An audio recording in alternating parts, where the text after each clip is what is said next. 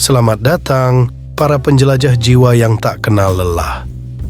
Di sini, di ruang antara kata dan keheningan, kita berkumpul untuk menyelami kedalaman stoisisme. Bersiaplah untuk membebaskan diri dari belenggu emosi yang merusak dan memeluk ketabahan yang akan mengubah pandangan Anda terhadap dunia. Mari kita mulai perjalanan ini bersama, menemukan kekuatan dalam ketenangan dan kebijaksanaan dalam kesederhanaan. Ini bukan sekadar video. Ini adalah pintu gerbang menuju transformasi diri. Stoicisme mengajarkan kita untuk memandang dunia tidak sebagai tempat pertarungan, tetapi sebagai panggung untuk praktik ketabahan dan kebajikan. Berikut adalah 7 sikap yang menurut stoicisme mencerminkan mereka yang hanya memanfaatkan kita dan tidak mempedulikan kita, serta bagaimana kita sebagai penganut Stoa harus merespons. 1. Ketidakpedulian terhadap perasaan. Mereka yang memanfaatkan seringkali tidak peduli dengan perasaan orang lain. Sebagai Stoik, kita belajar untuk memisahkan perasaan dari tindakan, mengingat kata-kata Seneca. Kita menderita lebih sering dalam imajinasi daripada dalam kenyataan. Poin pertama yang kita bahas dalam konteks stoicisme, sikap ini mencerminkan ketidakmampuan seseorang untuk menghargai dan menghormati emosi orang lain, seringkali karena mereka terlalu fokus pada keuntungan pribadi mereka sendiri. Sebagai contoh, mari kita ambil situasi di tempat kerja. Bayangkan, seorang manajer yang hanya fokus pada pencapaian target dan keuntungan perusahaan, tanpa mempertimbangkan tekanan dan stres yang dialami oleh anggota timnya. Manajer ini mungkin menuntut lembur berlebihan atau mengabaikan kebutuhan kesejahteraan karyawan, yang pada akhirnya dapat menyebabkan kelelahan dan ketidakpuasan kerja. Seorang stoik sejati akan menghadapi situasi ini dengan mengingat bahwa kita tidak dapat mengontrol tindakan orang lain, tetapi kita dapat mengontrol reaksi kita sendiri. Sebagai respons, seorang stoik akan berusaha untuk memahami motivasi di balik tindakan manajer tersebut, sambil tetap menjaga ketenangan batin dan tidak membiarkan emosi negatif menguasai diri. Mereka akan mencari solusi yang bijaksana, mungkin dengan berkomunikasi secara terbuka tentang dampak tindakan tersebut terhadap kesejahteraan tim, atau dengan mencari cara untuk menyeimbangkan tuntutan pekerjaan dengan kebutuhan pribadi. Dengan demikian, seorang stoik tidak hanya melindungi ketenangan batin mereka sendiri, tetapi juga berkontribusi pada lingkungan yang lebih harmonis dan menghormati kesejahteraan bersama. Ini adalah manifestasi dari prinsip stoik untuk hidup sesuai dengan alam, yang tidak hanya mencakup alam fisik, tetapi juga alam sosial dan emosional kita. 2. Egoisme. Orang yang memanfaatkan cenderung menempatkan kepentingan mereka sendiri di atas segalanya. Marcus Aurelius mengingatkan kita, jika kamu terganggu oleh sesuatu yang luar, kesalahannya bukan pada hal itu, tetapi pada penilaianmu sendiri. Poin kedua yang kita bahas dalam stoicisme, egoisme dianggap sebagai sikap yang mengutamakan kepentingan diri sendiri hingga mengorbankan orang lain. Ini adalah perilaku yang bertentangan dengan prinsip stoik tentang kebajikan dan komunitas. Sebagai contoh, mari kita pertimbangkan seorang influencer media sosial di zaman sekarang. Influencer ini mungkin terobsesi dengan jumlah pengikut dan popularitasnya, sehingga ia bersedia melakukan apa saja untuk mendapatkan lebih banyak likes dan shares, termasuk menyebarkan informasi yang salah atau memanfaatkan orang lain. Sikap ini tidak hanya merugikan komunitasnya, tetapi juga mengikis integritas pribadinya. Seorang stoik akan menanggapi situasi ini dengan mengingat bahwa kebahagiaan sejati tidak berasal dari pujian atau pengakuan luar, tetapi dari kebajikan dan tindakan yang benar. Marcus Aurelius menulis, kebahagiaan hidupmu tergantung pada kualitas pikiranmu, yang berarti bahwa kita harus fokus pada pemikiran dan tindakan yang memperkaya jiwa kita, bukan pada pencarian pengakuan yang kosong. Dalam menghadapi egoisme, seorang stoik akan berusaha untuk bertindak dengan integritas, mempromosikan kebenaran dan kebaikan tanpa mengharapkan imbalan. Mereka akan menjadi contoh bagi orang lain, menunjukkan bahwa kepuasan sejati ditemukan dalam pelayanan dan kontribusi terhadap kesejahteraan bersama, bukan dalam pencarian keuntungan pribadi yang sempit. Dengan demikian, seorang stoik tidak hanya memelihara ketenangan batin mereka sendiri, tetapi juga membantu menciptakan lingkungan yang lebih autentik dan mendukung, di mana setiap individu dihargai bukan karena apa yang mereka miliki atau bagaimana mereka dilihat, tetapi karena siapa mereka dan bagaimana mereka berkontribusi pada dunia. 3. Manipulasi. Mereka yang tidak mempedulikan kita sering menggunakan manipulasi untuk mendapatkan apa yang mereka inginkan. Epictetus berkata, "Kita tidak terganggu oleh peristiwa, tetapi oleh pandangan kita tentang peristiwa tersebut." Poin ketiga yang kita bahas dalam stoicisme. Manipulasi dianggap sebagai tindakan yang tidak etis karena bertujuan untuk mempengaruhi orang lain demi keuntungan pribadi tanpa mempertimbangkan dampaknya terhadap mereka. Sebagai contoh, mari kita pertimbangkan seorang politisi. Politisi ini mungkin menggunakan retorika yang menyesatkan untuk mempengaruhi opini publik, menjanjikan perubahan yang tidak realistis hanya untuk mendapatkan suara. Tindakan ini tidak hanya menyesatkan pemilih, tetapi juga merusak integritas proses demokrasi. Seorang stoik akan menanggapi situasi ini dengan mengingat bahwa kita tidak dapat mengontrol kata-kata atau tindakan orang lain, tetapi kita dapat mengontrol reaksi kita sendiri. Seorang stoik akan mencari kebenaran di balik kata-kata dan janji, menggunakan penilaian yang baik, dan tidak membiarkan diri mereka terpengaruh oleh emosi atau propaganda.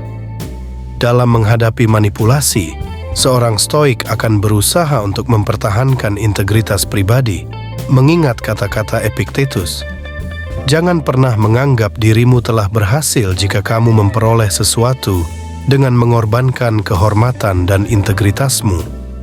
Mereka akan berkomunikasi dengan jujur dan transparan, menunjukkan bahwa kepercayaan dan kejujuran adalah nilai yang lebih penting daripada kemenangan sementara. Dengan demikian, seorang stoik tidak hanya memelihara ketenangan batin mereka sendiri, tetapi juga berkontribusi pada masyarakat yang lebih etis dan bertanggung jawab, di mana keputusan dibuat berdasarkan fakta dan prinsip, bukan manipulasi dan kepentingan pribadi. 4. Ketidakjujuran. Ketidakjujuran adalah alat bagi mereka yang ingin memanfaatkan. Stoicisme mengajarkan kita untuk berkomitmen pada kebenaran, sebagaimana dikatakan oleh Epictetus. Jangan hanya mengatakan sesuatu yang benar, tetapi juga berbicara dengan benar. Poin ini dianggap sebagai pengkhianatan terhadap kebajikan dan kebenaran. Ini adalah perilaku yang merusak kepercayaan dan integritas, baik dalam diri sendiri maupun dalam hubungan dengan orang lain. Sebagai contoh, mari kita pertimbangkan seorang penjual online di zaman sekarang. Penjual ini mungkin mengiklankan produk dengan klaim yang berlebihan atau tidak benar, menjanjikan manfaat yang tidak dapat dipenuhi hanya untuk meningkatkan penjualan. Tindakan ini tidak hanya mengecewakan pelanggan, tetapi juga merusak reputasi penjual tersebut. Seorang stoik akan menanggapi situasi ini dengan mengingat bahwa kejujuran adalah fondasi dari semua hubungan yang sehat dan masyarakat yang berfungsi dengan baik. Seorang stoik akan berkomitmen pada kebenaran, bahkan jika itu berarti kehilangan keuntungan jangka pendek. Mereka akan mengingat kata-kata Epictetus, "Jangan pernah menganggap dirimu telah berhasil jika kamu memperoleh sesuatu dengan mengorbankan kehormatan dan integritasmu. Dalam menghadapi ketidakjujuran, seorang stoik akan berusaha untuk menjadi contoh kejujuran dan transparansi, menunjukkan bahwa kepercayaan dan reputasi yang baik adalah lebih berharga daripada keuntungan material. Mereka akan memelihara hubungan yang tulus dan jujur, baik dalam bisnis maupun dalam kehidupan pribadi, menunjukkan bahwa kebenaran adalah kebajikan yang paling penting. Dengan demikian, seorang stoik tidak hanya memelihara ketenangan batin mereka sendiri, tetapi juga membantu menciptakan lingkungan yang lebih jujur dan dapat dipercaya, di mana orang dapat berinteraksi dengan keyakinan bahwa mereka tidak akan ditipu atau disesatkan. 5. Ketidakstabilan. Orang yang memanfaatkan sering berubah-ubah dan tidak dapat diandalkan. Sebagai stoik, kita mencari stabilitas dalam diri kita sendiri, mengingat kata-kata Marcus Aurelius, "Kamu memiliki kekuatan atas pikiranmu, bukan kejadian luar. Sadarilah ini, dan kamu akan menemukan kekuatan." Poin kelima ini seringkali dianggap sebagai hasil dari kurangnya kontrol diri dan pemahaman yang tidak konsisten tentang apa yang benar-benar penting dalam hidup. Sebagai contoh, mari kita pertimbangkan seorang remaja di era digital saat ini. Remaja ini mungkin terus-menerus berpindah dari satu tren ke tren lainnya, mencari validasi melalui media sosial, dan dengan mudah terpengaruh oleh opini orang lain. Sikap ini tidak hanya membuatnya rentan terhadap tekanan peer dan kecemasan, tetapi juga menghalangi pembentukan identitas yang stabil dan mandiri. Seorang stoik akan menanggapi situasi ini dengan mengingat bahwa kebahagiaan dan ketenangan batin tidak dapat ditemukan dalam penerimaan luar atau tren yang berlalu. Seorang stoik akan mencari kestabilan dalam diri sendiri, mengingat kata-kata Marcus Aurelius, "Kamu memiliki kekuatan atas pikiranmu, bukan kejadian luar. Sadarilah ini, dan kamu akan menemukan kekuatan." Dalam menghadapi ketidakstabilan, seorang stoik akan berusaha untuk mempertahankan fokus pada nilai-nilai inti dan kebajikan, bukan pada keinginan atau opini yang berubah-ubah. Mereka akan menjadi contoh bagi orang lain, menunjukkan bahwa kepuasan sejati ditemukan dalam konsistensi dan integritas diri, bukan dalam pengejaran kepuasan sesaat. Dengan demikian, seorang stoik tidak hanya memelihara ketenangan batin mereka sendiri, tetapi juga membantu orang lain, terutama generasi muda, untuk mengenali pentingnya kestabilan emosional dan intelektual dalam menciptakan kehidupan yang bermakna dan memuaskan. 6. Pengabaian. Mereka yang tidak peduli sering mengabaikan kebutuhan dan perasaan orang lain. Stoicisme mengajarkan kita untuk tidak mengharapkan atau membutuhkan pengakuan. Seperti yang dikatakan oleh Seneca, kita harus melakukan hal yang benar, bukan demi kemuliaan, tetapi karena itu adalah hal yang benar. Poin ke-6 ini mencerminkan sikap seseorang yang tidak memperhatikan kebutuhan dan perasaan orang lain, seringkali karena fokus yang berlebihan pada diri sendiri. Sebagai contoh, mari kita pertimbangkan seorang pembuat konten di media sosial saat ini.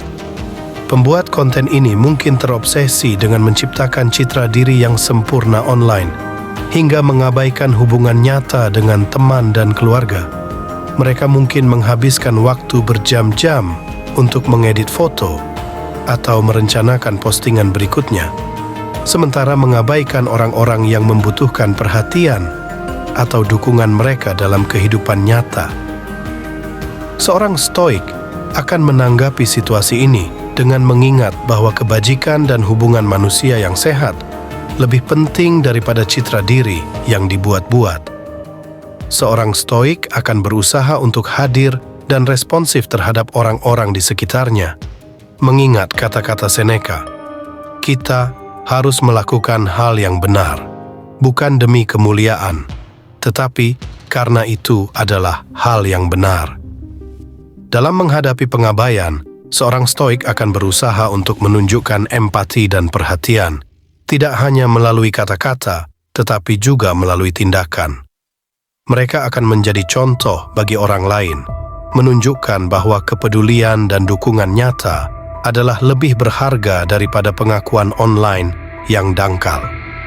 Dengan demikian, seorang stoik tidak hanya memelihara ketenangan batin mereka sendiri, tetapi juga membantu membangun komunitas yang lebih peduli dan terhubung, di mana setiap individu dihargai untuk kontribusi mereka yang nyata dan kehadiran mereka yang tulus, bukan hanya untuk citra yang mereka proyeksikan secara online.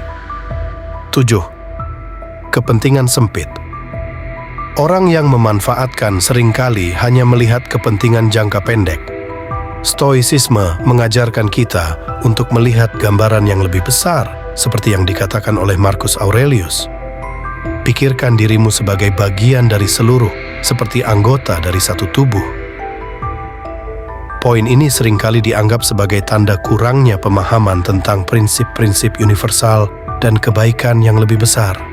Sebagai contoh, mari kita pertimbangkan seorang pengusaha muda di era global saat ini. Pengusaha ini mungkin terfokus pada keuntungan jangka pendek dan mengabaikan dampak jangka panjang dari keputusannya terhadap lingkungan dan masyarakat. Mereka mungkin memilih untuk menggunakan bahan yang lebih murah yang merusak lingkungan atau mempekerjakan tenaga kerja dengan upah rendah untuk meningkatkan margin keuntungan. Seorang stoik akan menanggapi situasi ini dengan mengingat bahwa tindakan kita harus selaras dengan kebaikan yang lebih besar dan kesejahteraan bersama. Seorang stoik akan berusaha untuk membuat keputusan yang mempertimbangkan baik keuntungan jangka pendek maupun konsekuensi jangka panjang. Mengingat kata-kata Marcus Aurelius, pikirkan dirimu sebagai bagian dari seluruh, seperti anggota dari satu tubuh. Dalam menghadapi kepentingan sempit, seorang stoik akan berusaha untuk bertindak dengan pandangan yang luas, menunjukkan bahwa keputusan yang bijaksana memerlukan pertimbangan terhadap semua pihak yang terlibat.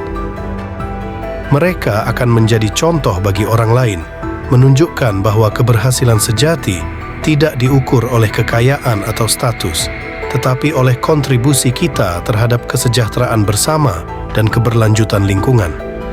Dengan demikian, seorang stoik tidak hanya memelihara ketenangan batin mereka sendiri, tetapi juga membantu menciptakan dunia yang lebih bertanggung jawab dan berkelanjutan, di mana setiap keputusan dibuat dengan mempertimbangkan dampaknya terhadap generasi saat ini dan yang akan datang.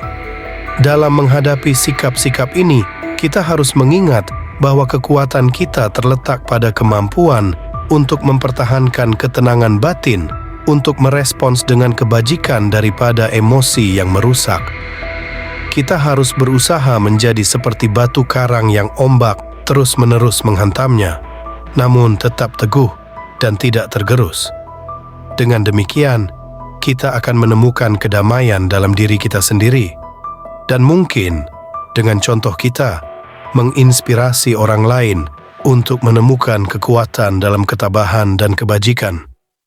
Dan begitulah para pencari kebijaksanaan, kita telah berlayar melalui lautan stoicisme, menavigasi gelombang tantangan dengan ketenangan dan kebajikan sebagai kompas kita. Semoga perjalanan ini telah menyalakan obor ketabahan dalam diri Anda, menerangi jalan menuju kekuatan batin yang tak tergoyahkan.